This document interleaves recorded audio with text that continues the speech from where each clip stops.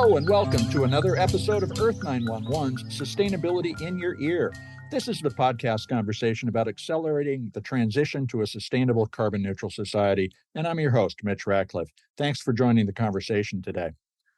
Farmed salmon has been touted as a solution to food scarcity as the world turns to eating more seafood. The United Nations Food and Agriculture Organization estimates that seafood production must increase by 29.3% before 2030 simply to keep up with demand. Our guest today is Simen Sætre, who is a co-author of The New Fish, The Truth About Farmed Salmon and the Consequences We Can No Longer Ignore, which he wrote with journalist Kjetil Ostli. The book examines the salmon farming industry, which started in Norway in the 1960s. It's a history of the business and chronicle of the many unanticipated consequences of fish farming, including the use of chemicals in fish feed that harms aquatic and human health, a pandemic of sea lice that infects farmed and wild fish, and the competition between salmon farms and human food supplies for feedstock, particularly in Africa, of all places. As with domesticated cattle, pigs, and chicken, an industrial approach to cultivating meat has turned a vibrant species into an addled fish that suffers a painful existence before becoming food, or too often, food waste, because salmon farms kill large percentages of the fish before they can be harvested. The New Fish is an antidote to naive enthusiasm about the blue economy, the vision of using ocean resources in sustainable ways. Humans need to understand that we cannot fully understand ecosystems and learn to apply the precautionary principle to decisions and business investments that have an environmental impact. You can find The New Fish, The Truth About Farmed Salmon and the Consequences We Can No Longer Ignore at Amazon, Powell's Books, and local booksellers. Now let's get into the conversation. Welcome to the show, Simen. How are you doing today? I'm fine, thanks. Well, thank you for joining us. The New Fish was a fascinating read, and I wanted to start off by asking you, can you explain how the new fish, the ones we're growing in salmon farms, are different than wild salmon? What are the differences that we need to be aware of? Well, they started in the early 1970s with wild salmon, and then they started to modify it. Like they tried to find the biggest, fastest growing salmon they could find, and they combined that. They started with salmon from 40 rivers in Norway, and then they started to combine them in order to find the best combination. Something that was breeding rather than genetic manipulation. That's true. It was breeding. It was breeding, and they combined it, making it grow faster and faster, and being fatter, bigger, more effective in order to make the food production as effective as possible. So they started to, it's quite different from what you will find in the fjords and the rivers. It's a completely different fish now. So like, say, the transition from a wild bovine, which generally the meat is healthier to eat. These are more fat intensive. They are one of the things I've always been curious about is why wild or farm salmon is not the same color as regular salmon. Yeah, I mean, think about it like with the chicken, many generations ago, these were birds living in the forest and so on, and they started to combine it in order to make it grow much faster, be more effective producer of meat. So they said the salmon is a chicken of the sea. What I found out when I started to grow salmon was that it got big and fat. They were ready to sell it, and they opened the fish. And they saw it was white, just like a cod or a mackerel or something. That's right, because the salmon gets red because it eats shellfish. Really? Yeah, and the rescue was they had to invent some synthetic colors from a factory in Switzerland. And with this, they could add more and more of the color in order the salmon to get red, to get exactly the color that consumers wanted to see. So it's a paradox really that they have to add more and more of this synthetic color in order to make the salmon still look natural. Well, of course, our expectations are defined by what we knew 40 or 50 years ago. Salmon was red, particularly here in the Northwest where I live. Copper River salmon is just a remarkable bright red. Mm. How would you characterize the state of wild salmon globally in contrast to how fast the salmon farming industry has grown? They're not doing very well. I don't know how the rivers are up where you live, but in most of the world, salmon is actually extinct. You know, you won't find it in the rivers in France and Britain, and yeah, I don't know. I think it's going to be very hard to find. So Norway is one of the last countries. Norway and Iceland. Alaska, of course, but these countries are some of the last countries where you can find wild salmon. And what we see in Norway now is that the salmon farming is actually threatening the wild salmon. So the wild salmon is put on the red list and can become extinct. How does the interaction between wild salmon who may still be migrating past a salmon farm and the farm salmon change the health of the wild salmon? Yeah, so there are basically two problems. I mean, wild salmon is vulnerable to many things. For example, hydroelectric dams and climate change and so on. So it has many problems, but the two worst problems is first the salmon lice. So basically, salmon farming, the farm salmon are kept in big pens, big production facilities with millions of salmon packed together. And these facilities attracts a lot of lice, small copepods, small animals sticking to the salmon. And when the lice gets into this factories or pens or what you call it, it starts to explode. It's so many. It's basically swarming the salmon farms.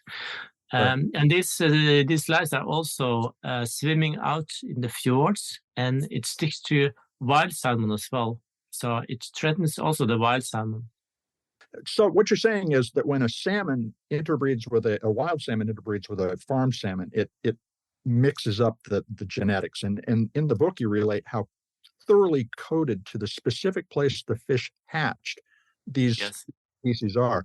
So there are not just one species of salmon. There's a lot of variations based on what river they came from. So when they interact, they literally genetically forget how to breed. So yeah, it's very specific, you know. Actually, a salmon comes from one specific river, and when it reaches the right age, it swims to the ocean, and it can swim in the ocean for 3, 4, 5 years, even 7 years, and it swims right back to the exact same river. It's a mystery how we can do that, but it goes back to the exact same place that it was born, and there it will breed. So it's very finely coded, and when these wild salmon are mating with the farm salmon, it kind of loses all that instrument and all that skills to survive in the river. So it's a very fine and very special animal, or I mean fish. So this kind of very finely tuned mechanisms are destroyed when you start to splash together the genes from all these kind of different rivers. They are a remarkable creature. I've seen spawn grounds, and they are literally alive with salmon fighting their way to the last moment of their lives to either lay eggs or inseminate those eggs. It's a remarkable sight. It's something I wish more people would be able to see. Yeah. Now, let's talk a little more about the industry and the growth of the industry. It started in Norway. How has it grown, and where are the global hotspots today? Where should I expect to find them? It started with some pioneers in Norway. Actually, local fishermen started to keep this salmon in some kind of small pens. They sometimes, they made it themselves. They could see them from their kitchen windows, and a very small scale. Then they started to, grow bigger, and the big farmers started to buy the small ones, and it got to more and more concentrated. And until we have a situation like now, when the industry is dominated by a few, maybe 4 or 5 giants dominating the salmon farming all around the world. Norway is still the foremost producer, but today also Chile actually have a lot of salmon production, and you can find it in Canada, in Scotland, actually the Faroe Islands, and something also in Tasmania, the little island in Australia, and some other places. Now, for instance, here in the Pacific Northwest in Washington State, we don't allow salmon farming, but just across the border in British Columbia, it's a very intense industry. Are our salmon being impacted by that industry, the salmon that are still coming from the rivers, which, by the way, are down, the population is already down by 99%? Well, as long as the farmed salmon escapes, the biology, the animals see no boundaries. So if it escape in Canada, it doesn't stop at the border and see, no, this is the United States. It can't go here. It's the same in Norway as well. The salmon escapes and it goes to rivers in Sweden, for example. So this will affect, all the neighboring areas. Would you say that people who buy farm salmon are getting a healthy product? And what kinds of chemicals or feed additives do they need to be aware that these creatures are being fed? It used to be quite high levels of pollutants, like dioxin and PCBs and some other things that you find in the ocean. I think nowadays, because the farmed salmon eat a little bit more vegetables like soya, so it doesn't contain that much pollutants anymore. Although this is a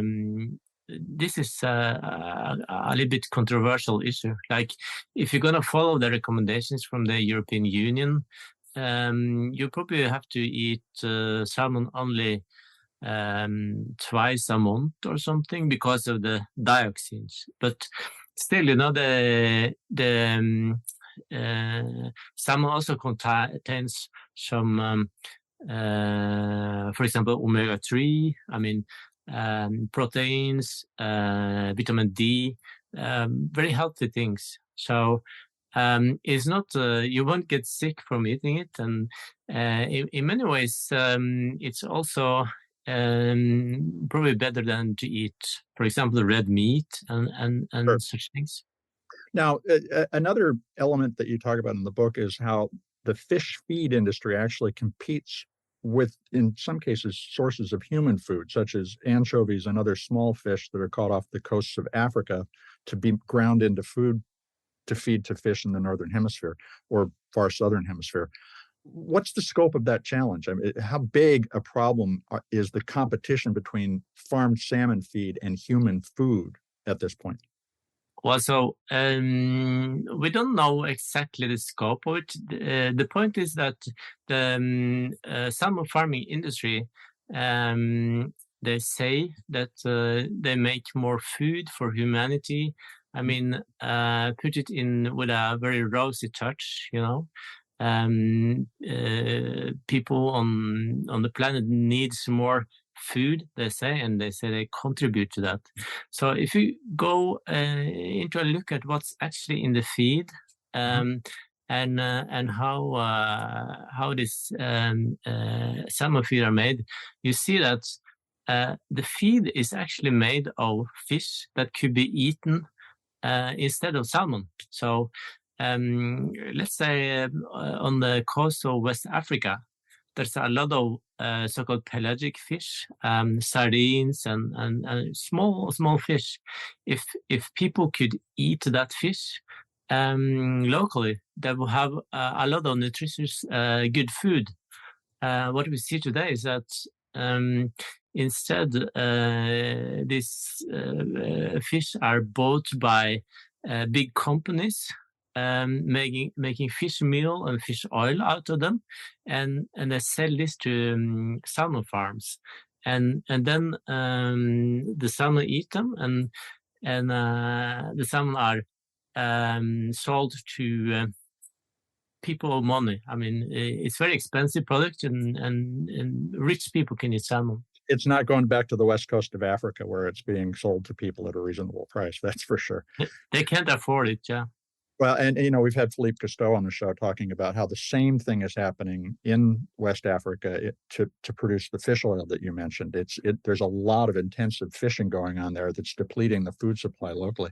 As you think about how we pursue the economic exploitation of the oceans, which is being painted as the solution to some of the world's food challenges, do you think that we are taking the right steps and doing it in a deliberative way, or are people simply rushing in and taking all the resources that they can while they're available? Well, we see that big parts of the oceans globally are overfished. Mm-hmm. It's not regulated, and that's a big problem, you know. Thinking of the long-term health of our oceans. So that's going to be a big problem if we don't do anything real with it. And salmon farming is kind of part of that problem. I think that's a great place to take a quick commercial break. We're going to be right back to continue the conversation.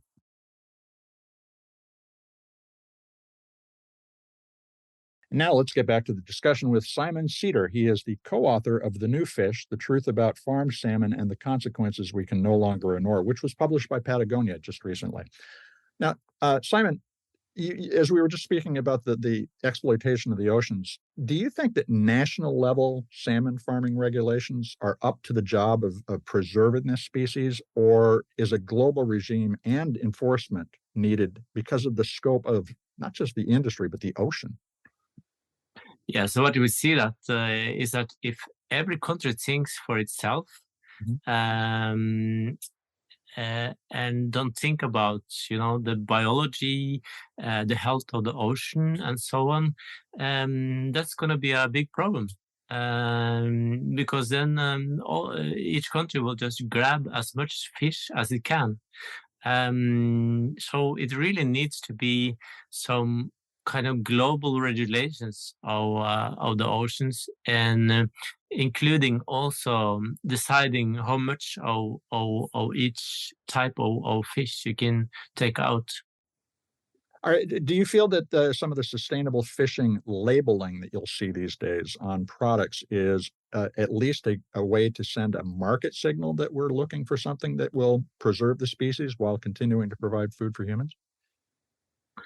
Well, I hope that they are working hard with that. But when it comes to salmon farming, it's not really guarantee. It's more like we know some smaller salmon farmers. They are doing a good job. They want to invent better solutions using better newer technology and so on. But these certifications have not really been a big thing in salmon farming yet. Actually, the salmon farmers have some kind of unspoken agreement not to compete with each other in terms of environmental standards, quality, climate standards, and so on. For example, in Norway, most of the salmon are marketed as Norwegian salmon, but that's all. It's not like they compete with each other to say this salmon is better produced, this salmon is more climate friendly, this salmon had a better life than the others. It's all kind of lumped together as the same. So I think that's a problem.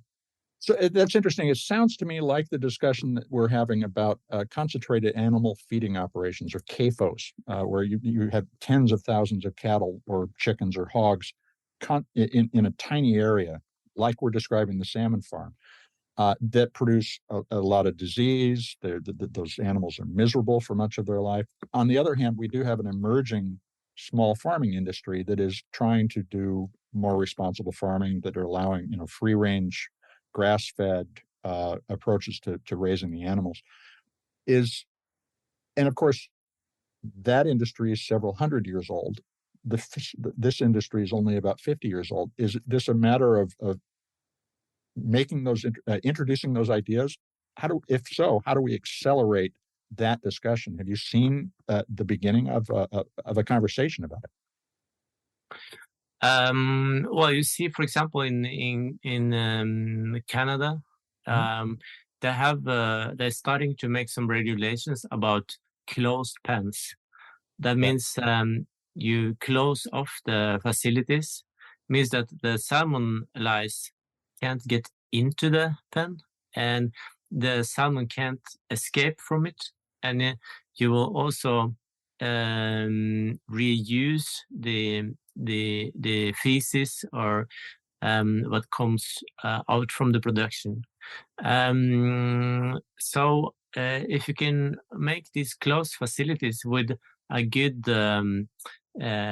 health for the fish, that's going to be a better solution for both for the wild salmon, for the environment, and I think also maybe in the end for production as a whole.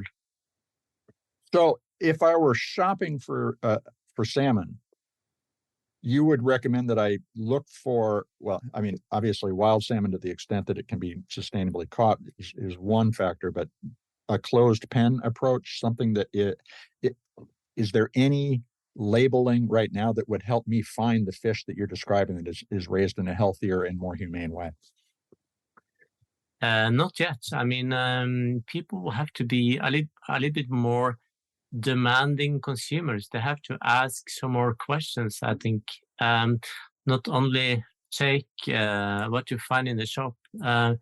And I think consumers should try to put a bit more pressure on the companies and ask a few more questions, not only buy the product. And if you can't get good answers to your questions, if you get the wrong answers, it's a good alternative to buy other kinds of fish. I mean, today you can go in the shop and you can buy any other kinds of fish, and it's probably more climate friendly than the farmed salmon. So you can buy cod instead, for example. So it's important to speak up, not just to not buy it, but to say, look, I would buy this if it were sustainably farmed and humanely farmed. ask, was this salmon I buy here, did it have lice? Was it sick? Did it have viruses, bacteria, parasites? How many of the fish on that farm died, for example? What did it eat? Did it eat soya from burnt down rainforests in Brazil? Did it eat sardines fished on the west coast of Africa? So a few more questions will do, I think. It's going to be interesting to see how the tracking of the provenance of individual fish and individually packaged food is going to evolve over the next several years. And we now have some technology that allows us to share that information, but how do you tell that story to consumers is going to be very interesting. Now, one of the elements of your story is how, as a journalist, you have been demonized by organized aquaculture trade press and various social campaigns initiated by the salmon farming companies. What kinds of resources has this industry developed to defend itself, and how are they doing that? Well, they have skilled lobby group. They have been good at handling information. But I mean, this salmon farmers organization, these are very professional. But sometimes, from other people in part of the industry or on the outside, you can get some kind of different pressure when you work with these issues. You described some fairly serious direct attacks on your reputation. This is not a game of softball. It's a game of hardball. That's true. Yeah, that's true. It's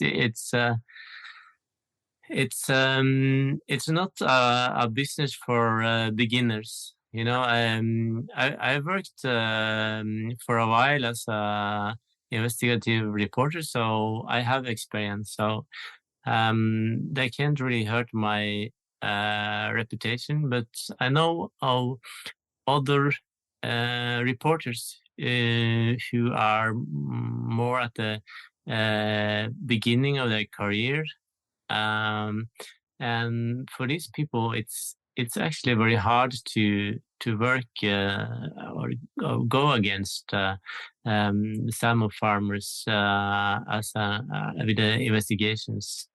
You need to be fairly professional to do it.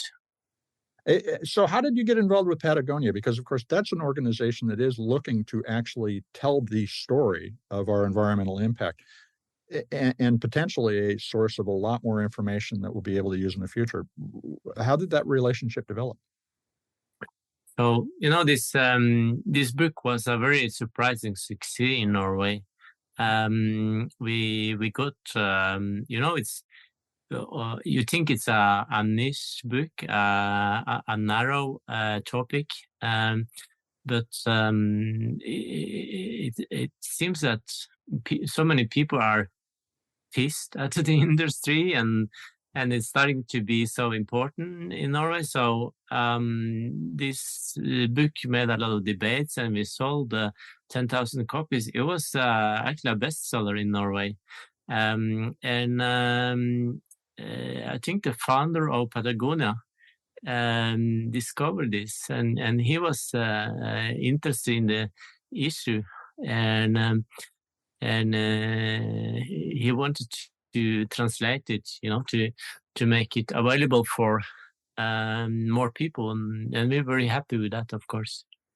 That Norway as a country is an interesting set of contrasts in terms of how they're dealing with the management of natural resources. They've nationalized the oil industry, where on the salmon in the case of the salmon industry, it's privatized. Why wasn't salmon, another natural resource or ecosystem service, to use the technical term, treated the same way as oil by the country? Is that part of the reason the book was such a big seller? No, I don't think it was because of that, but you are right. It's two very different industries. Basically, oil can be exploited in very big operations, and the money goes to the state because the state owns the ground. Right. And Norway said we will make a very big state company to dominate that industry, whereas salmon farming started in the very small. A lot of people had one operation each. But And it started in the national waters. Isn't that the basis for not necessarily nationalization, but at least more rigorous regulation? yeah, but these issues are coming up just now. Now people are saying these guys, the salmon farmers, they make a lot of money using the common ocean, the common land, kind of. And now people start asking, should they leave more money to people locally? Should they pay more for using the ocean, for having these very lucrative licenses to use the fjords? But in the beginning, it was seen more like a small farm. Like many of these people were actually farmers. They had a small farm by the fjord, and they put a little, salmon farm, a pen in the fjord besides the farm. So it started it was very small business for them, but now has started to be an international business, and with multinational corporations, and it's a totally different picture. So again, we're still in the early stages of the development of this industry. Throughout the book, I probably made this same note 3 or 4, maybe 10 times in the book, which was the question: doesn't anybody think to apply the precautionary principle in aquaculture? And we are racing to create a blue economy. Do you feel that we are on a path to a sustainable blue economy, or are we? And we talked a little about this earlier. Are we headed for resource depletion because everybody's racing to get as much as they can while they can get it?